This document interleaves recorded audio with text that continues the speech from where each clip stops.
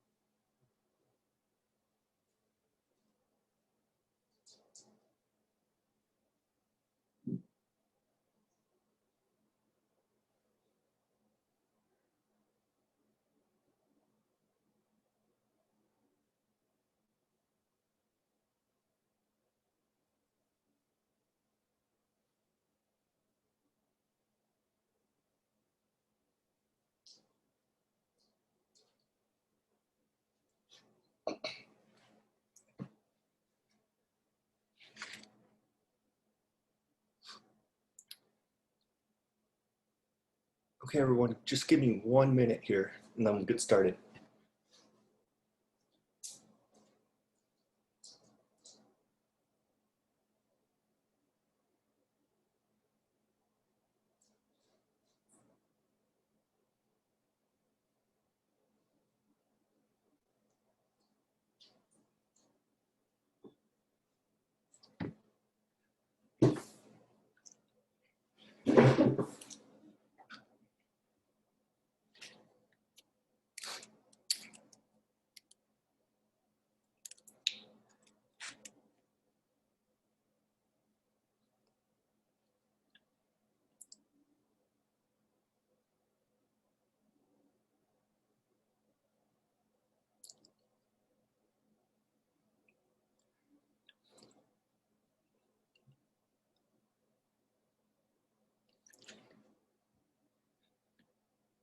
Okay everyone, just a reminder here for the calendar, remember that it's in the syllabus there.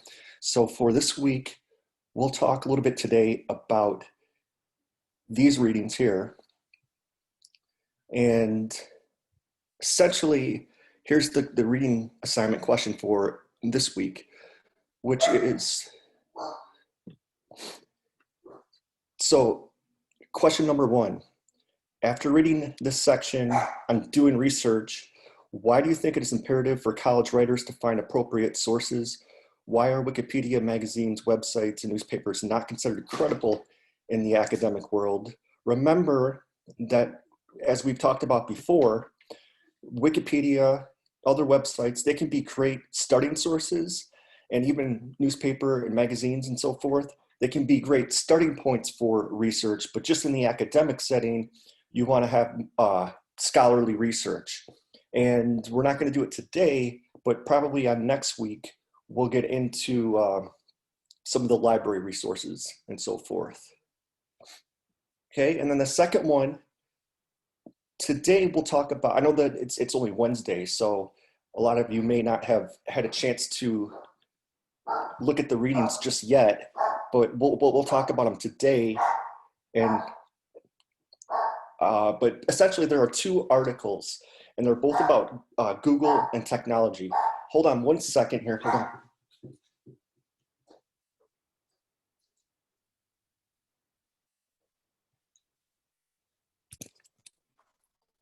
Okay, so anyways, there are two articles about Google. One of them talks about how maybe is Google making us dumber, and then the other one is that maybe Google is making us smarter, or technology, just technology in general. And they're not really polar opposite articles. They both say that there are good things and bad things that technology can bring us. And so we'll talk about that today. Also, just a couple of announcements. I know that on Friday we have these bonus sessions, but unfortunately this Friday I'm not going to be able to do it. Part of that is actually there are two reasons. One of them is I'm actually going to be out of town. I'm going to Cocoa Beach this weekend. My mom lives out in Cocoa Beach, and then the other reason is that presentation that I had saved with about Robert Cialdini's sessions or concepts. Unfortunately, that is not on my computer at the moment. It's actually on my external hard drive, and unfortunately, it's not really plugging in right now. And it's the drive itself. It's not the cord. I have like 4 different cords, but sometimes it doesn't allow you to hook up to the computer. So I'll get that straightened out. I'll get that fixed for next Friday.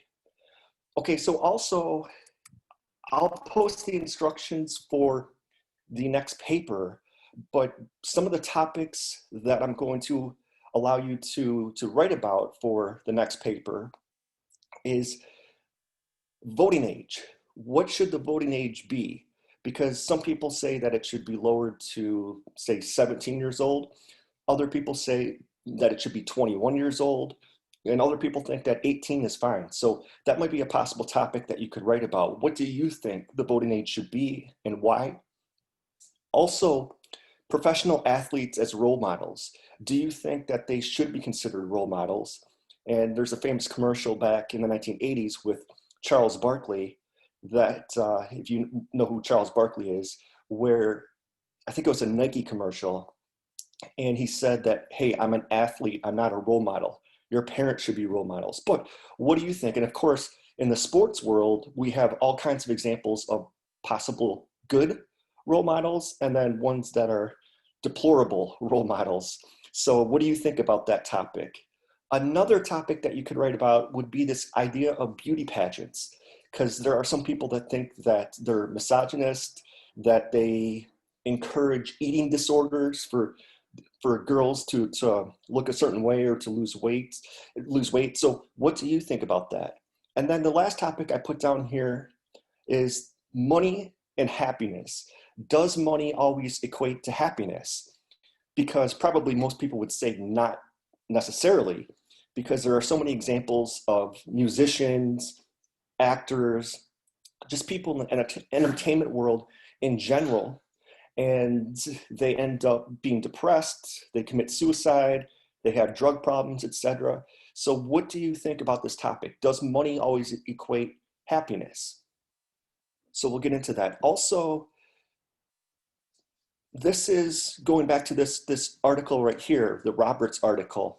He's got a quote here that I think is a pretty good example of something to consider. So what you want to do here is start with a simple argument and then find your own spin on it or unique perspective. So for example, if you were writing about if you're against college football for whatever reason, and maybe because you would say that, oh, well, football is a violent game, people get hurt. But what Robert says here is try to put your own unique spin on it. So be against college football for some reason or reasons of your own. If they are keen and perceptive ones, that's splendid. But even if they are trivial or foolish and indefensible, you are ahead so long as there's not everybody else's reasons to. So try not to argue what everybody else argues, but try to put your own unique spin on that. So just keep that in mind with your argumentative papers. Once again, not just in this class, but all of your classes in general. And we'll take a look here today at this topic. Is Google making us stupid? Is it making us smarter? Just let me And I know that it's only Wednesday, so you probably haven't gone through the readings just yet, but what are your ideas about this? Do you think that Google, obviously it's probably both. In some ways it's making us stupid, in other ways it's making us smarter, but just in general, which would you argue if you were to write a paper on that? And you'll see the essays this week when you do the readings, but just in general, that question, is Google making us stupid? Is it making us smarter? What do you think about that?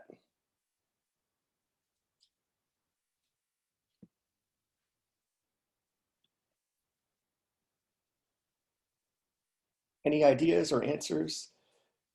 Like I said, it's probably a little bit of both, and we'll go through the different reasons for each side with this. Because we do have more access to information than ever before, yet is this information filtered? There is a fascinating documentary right now on Netflix, if you have Netflix, and I think it's called The Social Dilemma or something like that.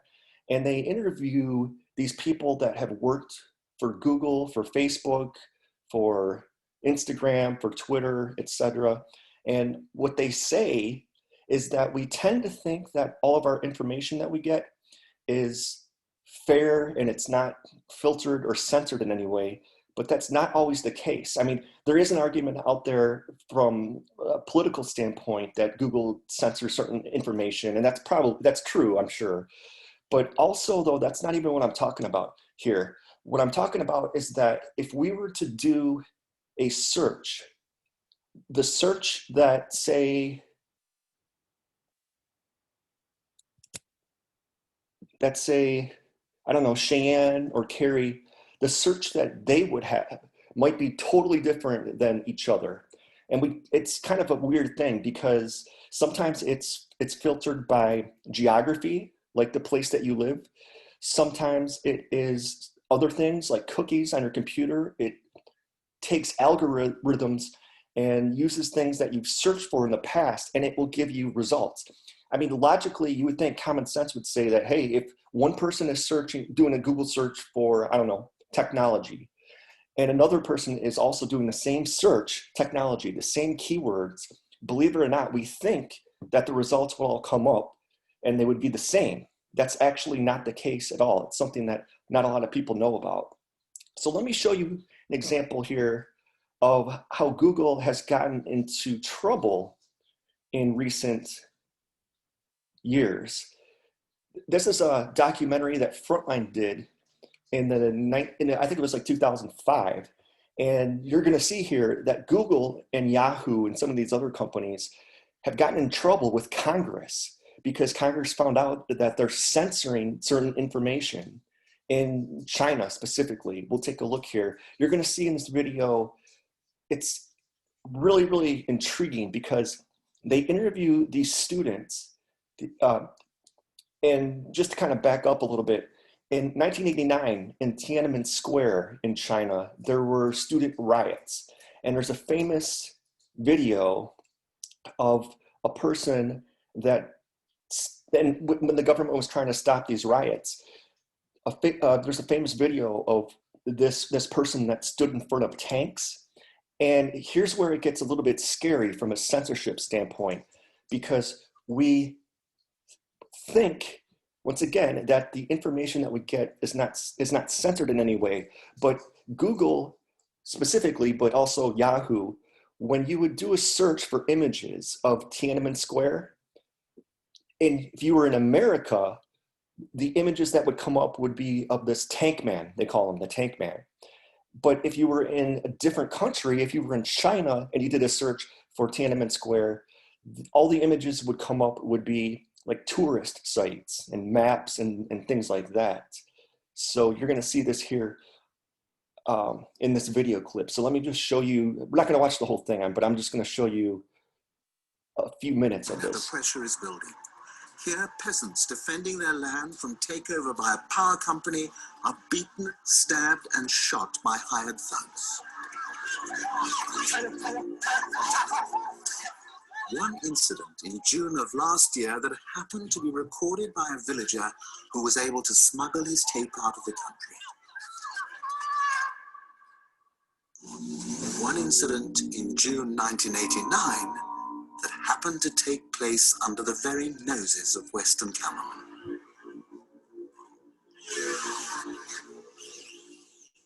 The challenge of powerful images for an authoritarian state is enormous. How do you stop one person's example becoming an inspiration to others? How do you prevent the fire from spreading?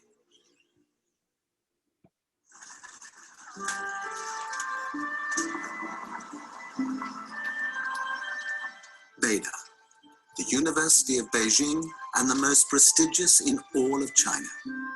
In 1989, Beida was the nerve center of the student movement that would inspire a popular uprising. Today's undergraduates enjoy all the benefits that have flowed into China A. Largely the children of the elite, they enjoy freedom of travel and a lifestyle many Western undergraduates might envy. But what do they know of their recent history? I'm going to try a little experiment. Show this picture around and tell me what that picture says to you. Pass them around.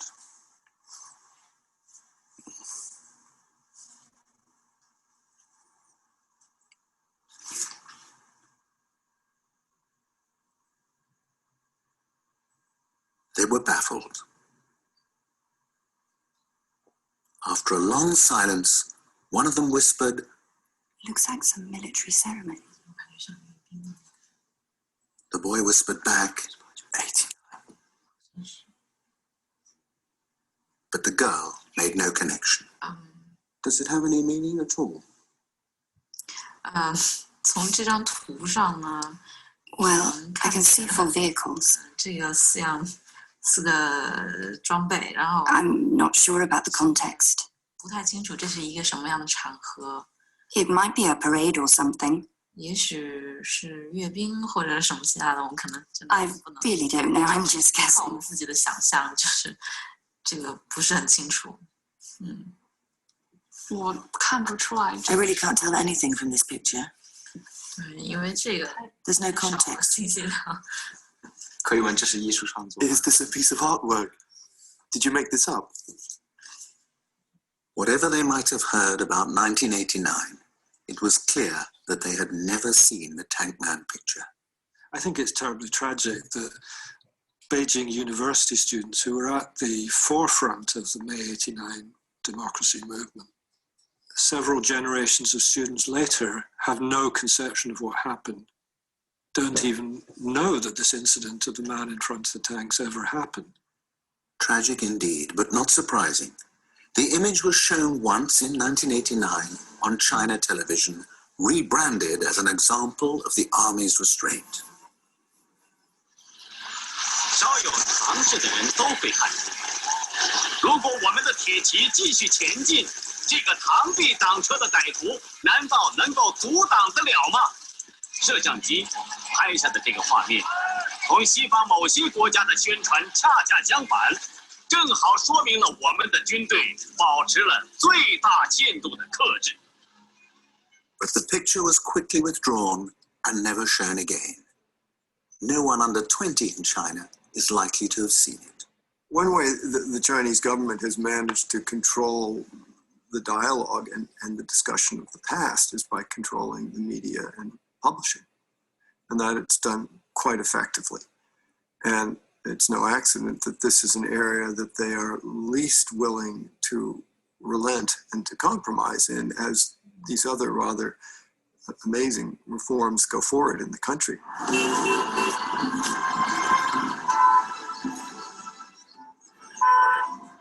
Any regime attempting to combine economic freedom with rigid one-party rule is faced with a challenge. How do you allow in all the information necessary to keep a free market economy running while filtering out anything that contradicts the party line and undermines its authority? Press censorship is one thing, But China already has 111 million internet users, monitored by at least 30,000 internet police. For more sophisticated controls, China relies on Western technology. When we in the West search for images of Tiananmen Square on Google, photos of Tank Man pop up immediately. Move through the selection of 18 pages and Tank Man appears again and again.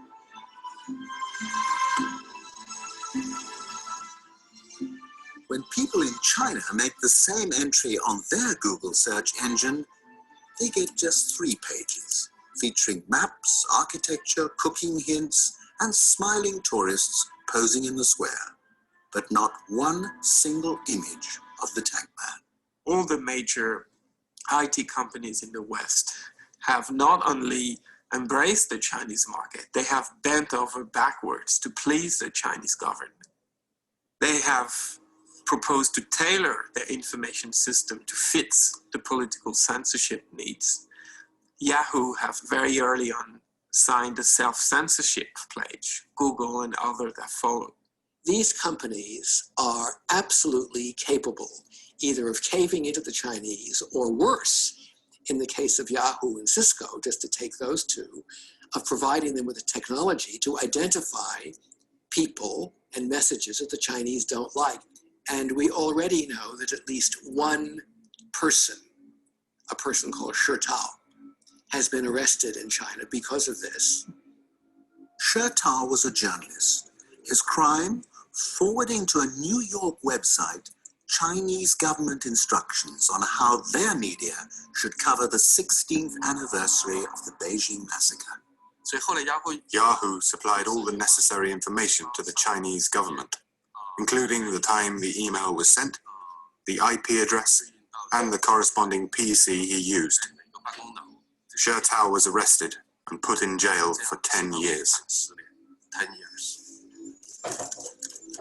In February 2006, representatives of Yahoo, Google, Cisco, and Microsoft appeared before a congressional committee accused of being accomplices of oppression. Leading U.S. companies like Google, Yahoo, Cisco, and Microsoft have compromised both the integrity of their product and their duties as responsible corporate citizens. We have determined that we can do the most for our users and do more to expand access to information if we accept the censorship restrictions required by Chinese law. Our decision to create a presence, any presence, inside of China was a difficult one. Self-censorship, like that which we are now required to perform in China, is something that conflicts deeply with our core principles. If this Congress wanted to learn how to censor, we go to you. That the company that should symbolize the greatest freedom of information in the history of man. This was not something that we did enthusiastically or not something that we're proud of at all. No one had tougher questions to answer than Yahoo. Women and men are going to the Gulag and being tortured as a direct result of information handed over to Chinese officials. When Yahoo was asked to explain its actions, Yahoo said that it must adhere to local laws in all countries where it operates. The Shi Tao case. The facts of the Shi Tao case are distressing to our company, our employees, and our leadership.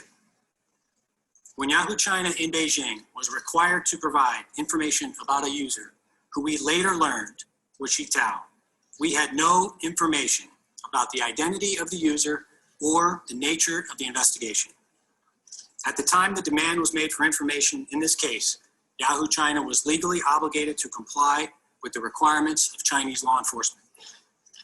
My response to that is, if the secret police a half century ago asked where Anne Frank was hiding, would the correct answer be to hand over the information in order to comply with local laws? It is that aspect, direct cooperation between Western corporations and the Chinese police, that is of greatest concern. China have a national program, so-called Golden Share program. It means try to upgrade and modernize the police control system. Posing as a provider of surveillance technology and database management, Exiled dissident Harry Wu contacted local police authorities across China. He says that time after time he was told he was too late.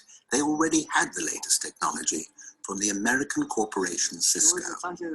Cisco signed a contract with the provincial security department one after the other one. In their proposal, they say very clear that we help you make your work more effective. Patrol car to patrol car connection, patrol car to police station connection, include the voice identification,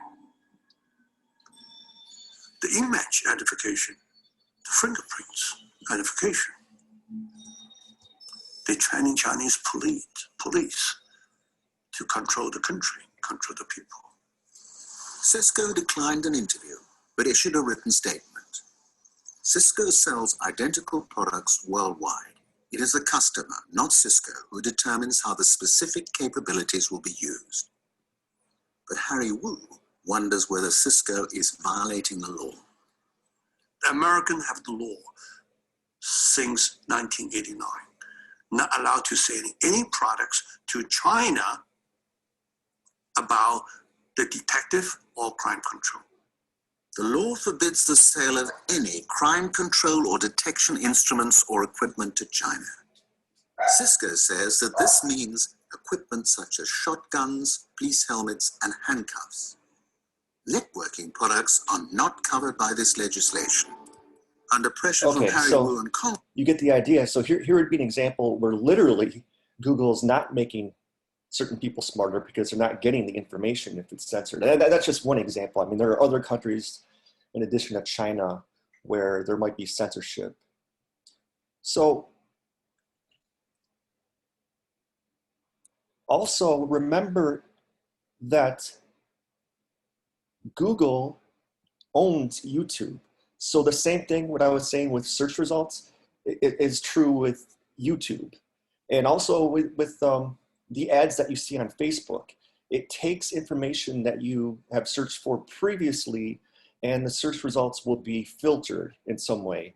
And this is not just to pick on Google, because there are algorithms that they have that control this. So it's not necessarily that there's one person or a group of people that are intentionally trying to censor, but their algorithms work out that way.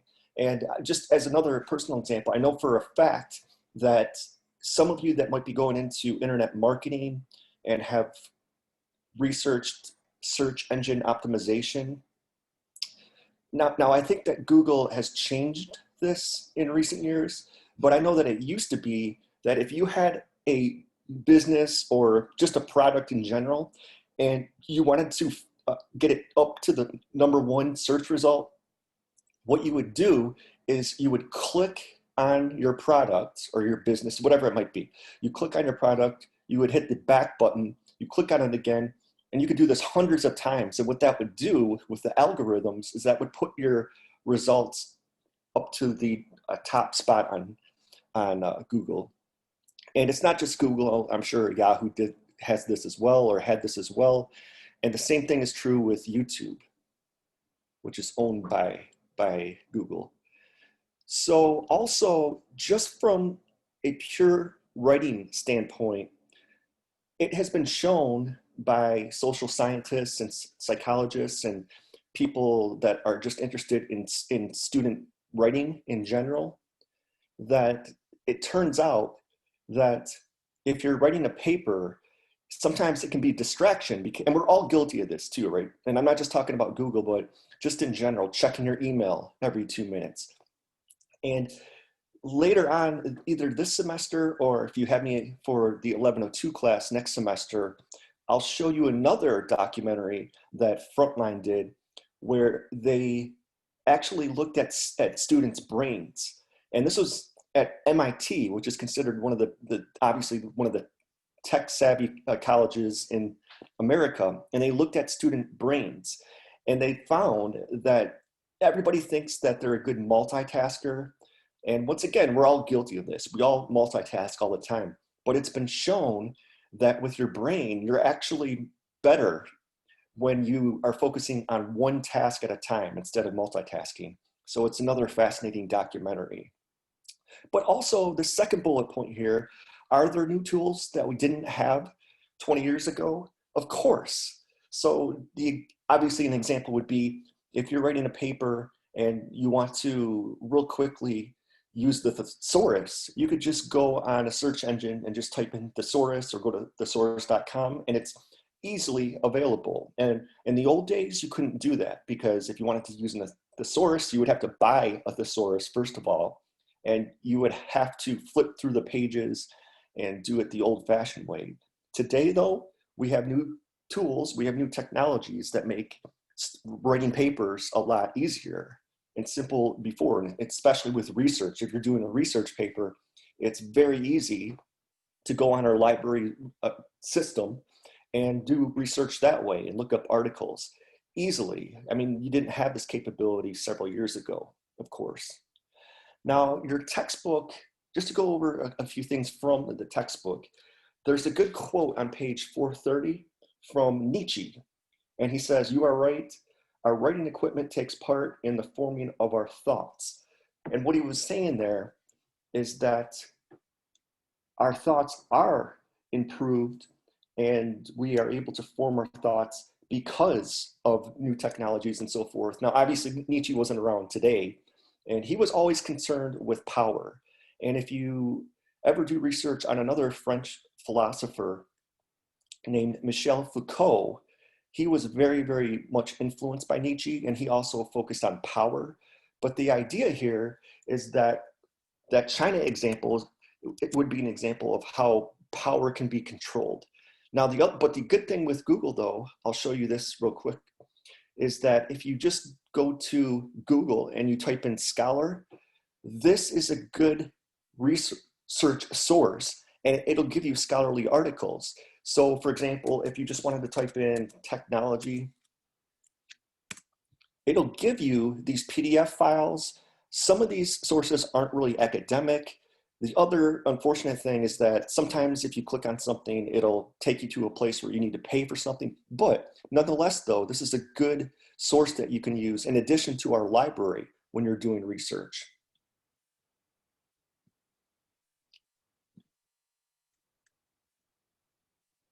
Also, your textbook talks on page 437 about the printing press, which was, of course, invented by Johannes Gutenberg. And it seems ridiculous today, but at the time, some people thought that when the printing press came out, this would lead to intellectual laziness. The fact that we have access to all these books, I guess the fear at that time was that instead of focusing on one book that you should be, for example, doing a research paper, you're focusing on just these scattered sources all across the spectrum, and you're only taking bits and pieces of these books. But obviously today, I don't think that's really a fear. I mean, I think that everybody would agree that the printing press was arguably one of the best inventions of all time, and it created this mass publishing capabilities that we have today. So kind of interesting with that way. So I just from a humor standpoint, I don't know if you ever heard of The Onion, but it's a fake news site. Unfortunately, they've lost a lot of money in recent years, and they don't do their videos like they used to. But this is just a funny example of what would happen if we didn't have the internet anymore. And this is obviously, this is old. This is from like 2007 or something, but this is just something humorous that I just wanted to show you.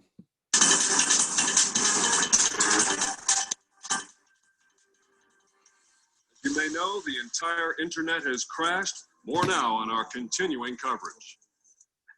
Welcome back. Details are still emerging tonight about this evening's top story. The government is still dealing with the repercussions of the fatal error message that appeared on millions of computer screens worldwide less than 2 hours ago. Just moments ago, FBI officials announced that they had traced the crash of the internet tonight to this man, Eric Tipton of Wallingford, Connecticut. Tipton said he had more than 35 windows open on his computer at the time of the crash. He had been downloading the Yo La Tengo discography from iTunes while streaming several YouTube videos, listening to an NPR broadcast, instant messaging his friends, checking 3 email accounts, talking on Skype, and playing online poker, all while installing the latest version of Firefox and updating his system software. When he opened a friend's MySpace profile, an animated GIF of the Peanuts character Linus dancing started to play, along with a MIDI version of Justin Timberlake's Sexy Back. Authorities believe it put too much strain on the internet, causing the global shutdown. Tipton defended himself in a letter he transmitted to us via an archaic telephone line-based network of low-quality printers. He said the screen froze up and there was nothing I could do. I tried to force quit all the open applications, but nothing worked. Tipton then pulled the computer power cord from the wall and replugged it in. Although the internet did restart, Tipton found that all data had been lost. At an emergency press conference, White House Press Secretary Tony Snow admitted that the government does not have a backup of the internet, but had, quote, always meant to get around to making one. Snow added, they are so mad at themselves right now. Perhaps even harder hit was America's blogging community. Trillions of pages of commentary and diaries of daily minutiae have been forever erased. Suddenly my life just seems so boring. I feel like Control-Alt-Deleting myself. Nigeria was the first nation to report a full economic collapse from the internet crash. 94% of its gross national product came from internet ventures. Several American organizations have already stepped forward to provide aid during the crisis. The TV network ABC has begun 24-hour broadcasting of America's funniest home videos to fill the void left by YouTube. And in major urban areas, volunteers are handing out emergency diet tips, celebrity gossip, and humorous poems about office life. A meeting between a coalition of internet power players has been arranged for later tonight. The group includes Steve Jobs, Bill Gates, and Craig of Craigslist. When we return, one man's heroic struggle to pick up the pieces and rebuild his Flickr album. So that's just kind of a funny little video, but it does illustrate that we are a society now that is dependent on the internet and sources like Google. And the second article that you'll be looking at this week is from Thompson, and he kind of takes the opposite approach than Carr, where he says that technology is indeed making us smarter. And I mean, if you read the article here, he goes through chess playing computers, and the thing I just want to mention about this is that, yeah, obviously computers are smarter than us and everything. But what the article says is that a chess playing computer has no intuition at all. In other words, that humans, because it's just part of our nature, we bring in emotion, we bring in feelings to anything that we do. A computer is just kind of straightforward and doesn't have any feelings or doesn't have any thoughts. It just does its tasks, right? And just to kind of use another sports metaphor or example would be like Michael Jordan. If you ever read about Michael Jordan, when he talks about being, quote, in the zone, he says that it's kind of a unique process or a unique feeling because he doesn't have any real emotions at the time. He's just staying in the present. So in other words, he's not necessarily paying attention completely to the score. He's not thinking about the shots that he missed or the shots that he made. He's just staying in the presence. So that's kind of a good metaphor, I would say. And then on page 449, Thompson talks about how computers and technology, it's linked with our minds working as tandem. And when you think about that, that's absolutely true. I mean, when we're writing a paper, we're thinking with our minds, of course, but we're also working as a tandem with our computers and with our the research sources that we're finding. And then also on page 449, he says that our cognition has been more linear and abstract because of things like technology, because of things like Google. And then we have infinite memory. I think earlier this semester, I mentioned this author named Walter Ong, who, by the way, he was the head of the MLA, the Modern Language Association, for a number of years. In fact, he may have even been the first, I'm not sure. But he has a book called Orality and Literacy, where he explains that we do have infinite memory. Now, of course, he's decades ago that he was talking about this, but we do have infinite memory because in the old days, to get knowledge, we would have to tell stories, But because of writing, we don't have to memorize everything anymore. And just to use a modern example, just think about phone numbers. Very few people know their friends' phone numbers if they had to say it right off the top of their head. But the fact that it's stored on their phone, it makes it easier. They don't have to memorize things anymore.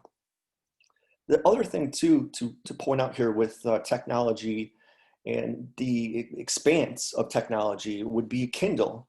And the great thing about Kindle is that it has search features, meaning that if you have a physical book and you're trying to look up something, you would have to flip through the pages. But things like Kindle allow you to do searches so you can find information faster. And of course, the great thing about Kindle as well is that you don't have to carry around hundreds of books anymore. You can just store them in the cloud, and you can take instead of having hundreds of books that you take with you from place to place, you just have your laptop or your Kindle device, and you can read books that way. Now, on page 455, Thompson talks about our brain's electrical readings and our attention spans. I'll also, if we have the time this semester, I'll also show you another clip. This isn't from Frontline, but it's another, I think it's, maybe it's the Media Education Foundation, but they interview these psychologists who talk about our brain's electrical readings. And they actually look at children's brains, and they watch children who are reading a book or watching a television show, and they actually do blink tests. So they look at how often a child or a person in general blinks these days. And it's really kind of fascinating to see. And on page 461, so we'll get to that a little bit later this semester if we have the time. On page 461, there are some questions here that you'll see as you do the readings here. And let me just, in the chat box, if you want to answer this, let me just take a look at some of these questions. How has digital, I'm looking at number 5 here if you have the book open right now. And it says to write an essay, we're not doing that right now, of course, but reflecting on the ways digital technologies have influenced your own intellectual development. So let me just ask you in the chat box if somebody wants to answer that. How has digital technology influenced you personally in your writing style or just in your day-to-day lives?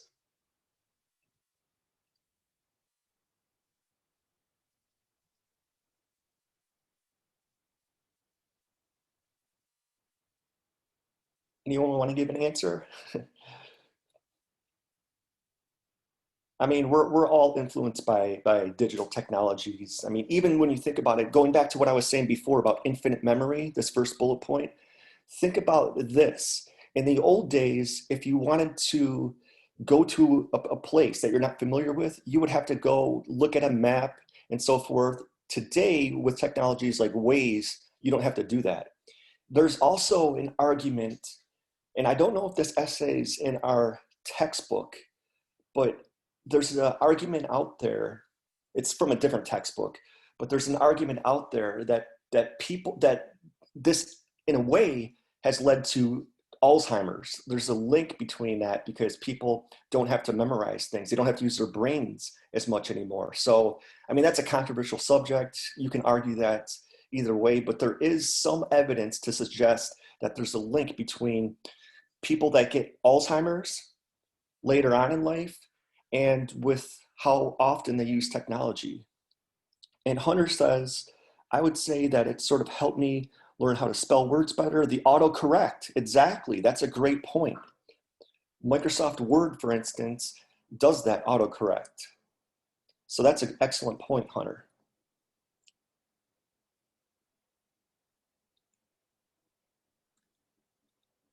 Okay, so let's get into the little seagull here, and we'll wrap up here shortly because my computer, unfortunately, doesn't have a ton of juice left, and the cord that I use for this doesn't work in this plug.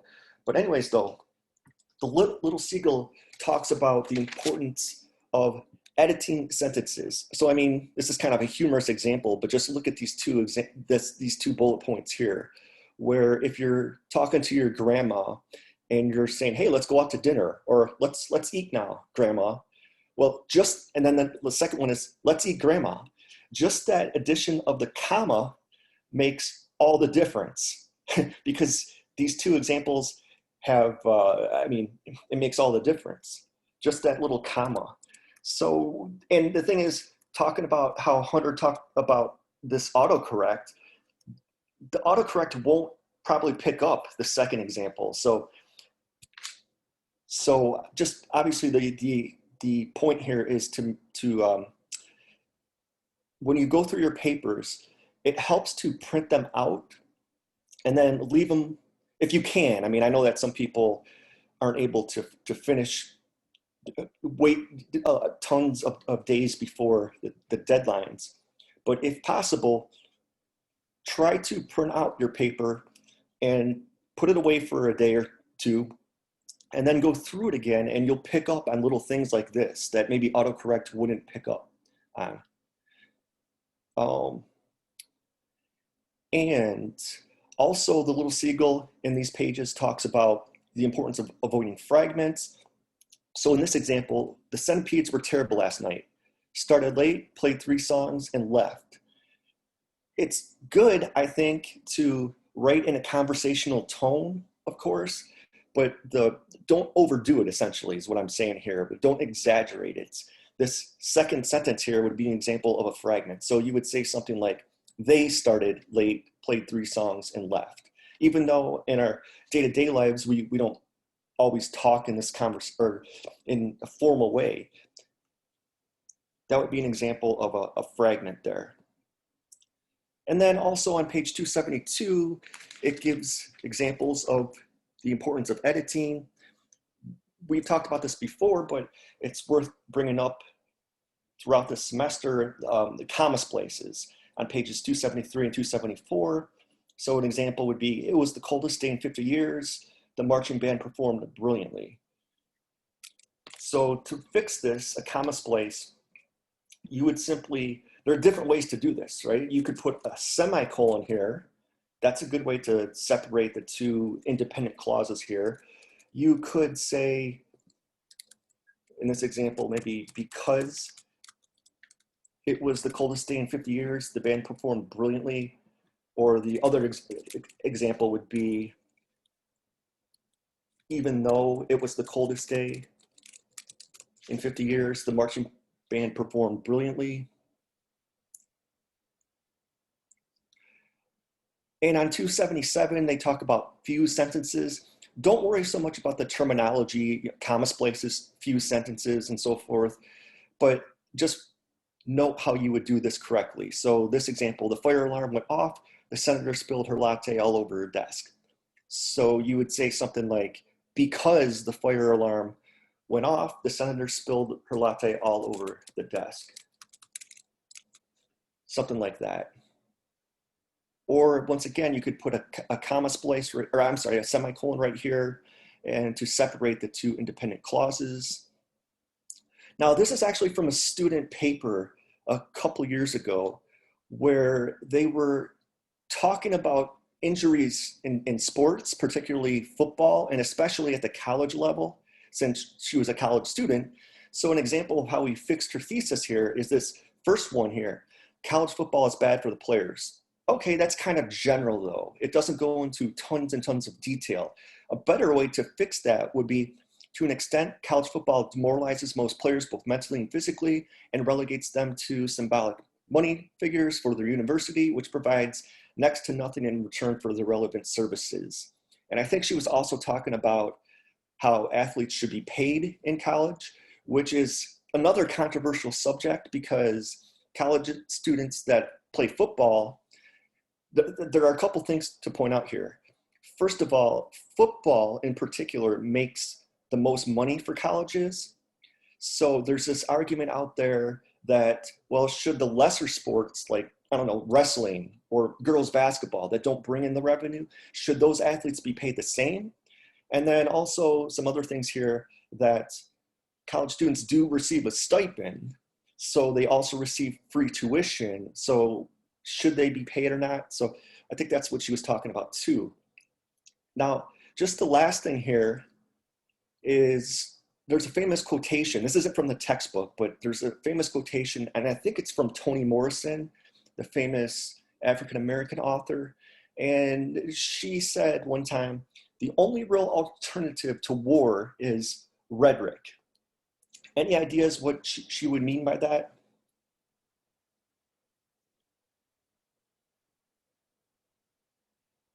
I think what this quote means is that sometimes, especially these days, where we have all this violence and things going on right now in the world, sometimes we overdo violence, and a lot of times conflicts can be solved. I'm not just talking about political things or things like that, but just in your day-to-day lives, sometimes just by talking things out, we can avoid conflict. And I know that sometimes too, that if we're texting with our friends, going back to technology for a second, but if we're texting with our friends, sometimes, and we're all guilty of this, I've done it, sometimes you text something and you didn't really think it through and it could be misinterpreted.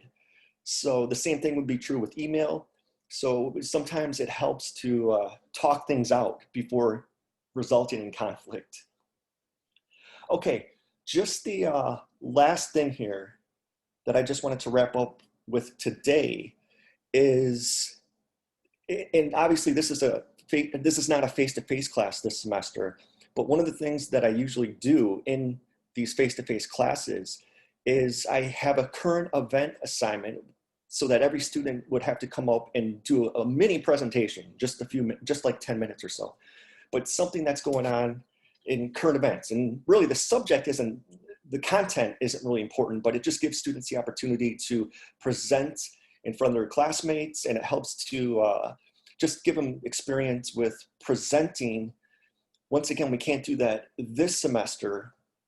And the thing about this though, is that remember that in the real world, when you go out there, sometimes you will be doing presentations. Sometimes it'll be from, I don't know, if you're in business, maybe potential investors. Sometimes, depending on what your job is, you'll be giving formal presentations in a classroom or in a office setting. Sometimes also remember that if you're working for a company that's in a different state, sometimes you'll be doing, I don't know, narrated keynotes or things like that. There's something called Picha Kucha, which I know that sounds like a really weird name. And I think it's a narrated keynote or a narrated PowerPoint that is 20 slides in 30 seconds each or something like that. I'm not sure. But the point though is that sometimes you'll be doing presentations. Now, that being said, speaking of current events, I do want to real quickly touch on the presidential debates there, because I know that, I don't know if anybody watched them, or some of the news sites this morning are talking about it and they're saying, oh, it's the worst thing ever. I have a different take on this, probably than most of these news sources, that I don't really think these presidential, and I'm not going to get, we won't get into like who won, who lost. I know that the snap polls show both candidates won, or one candidate won and another one shows another candidate won. But in general though, speaking of these current events, I tend to think that today, these presidential debates don't even necessarily matter so much anymore, because when you think about it, in the old days they did.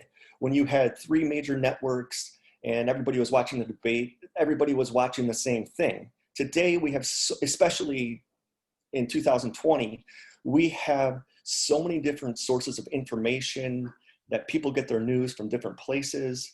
So I tend to think that the presidential debates don't necessarily matter as much as they used to. I think the last time you could probably say that the debates were significant may have been in 2004, where it showed that Bush won the first 2 elections, George W. Bush won the first 2 elections, Kerry probably won the last one, but those debates really did have an effect on the polls and so forth. But I just wanted to touch on this from a historical standpoint, that the most significant presidential debate of all time, and I'm going to tie this back to technology that we were talking about earlier today, or earlier in the session, that the first debate that really made a huge difference was the 1960 presidential election between John F. Kennedy and Richard Nixon. And the reason why this was significant from a technology standpoint was that this was the first debate that was televised. And it really did make a huge difference because the people that heard the debate on radio thought that Nixon had won, and the people that had watched it on television clearly thought that Kennedy had won. So later this semester, if we have the time in our bonus sessions, perhaps, I'll show you an interview with a guy named Don Hewitt, who was the producer at CBS at the time. And he tells a fascinating story about this election these debates, because what had happened is that Kennedy wore makeup, because when you go on television, it looks better to be made up and so forth.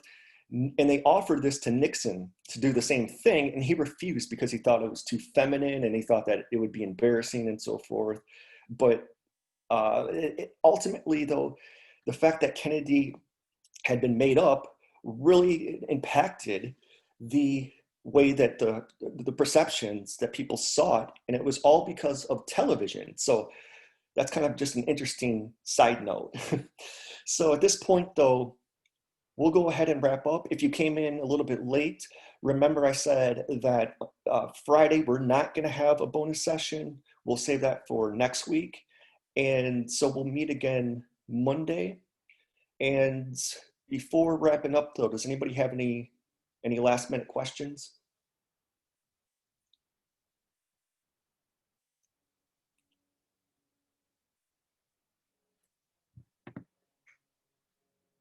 Okay, if not,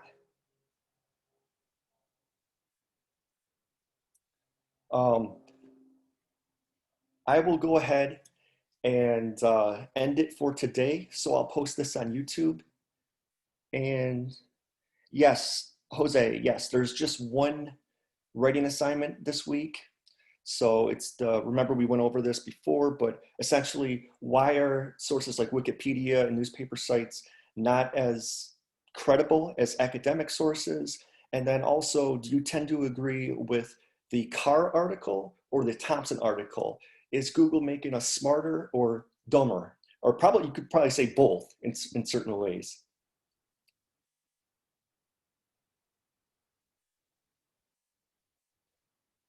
Okay, so I'll post this on YouTube later today, and I'll go ahead and end this for today, and we'll meet again Monday.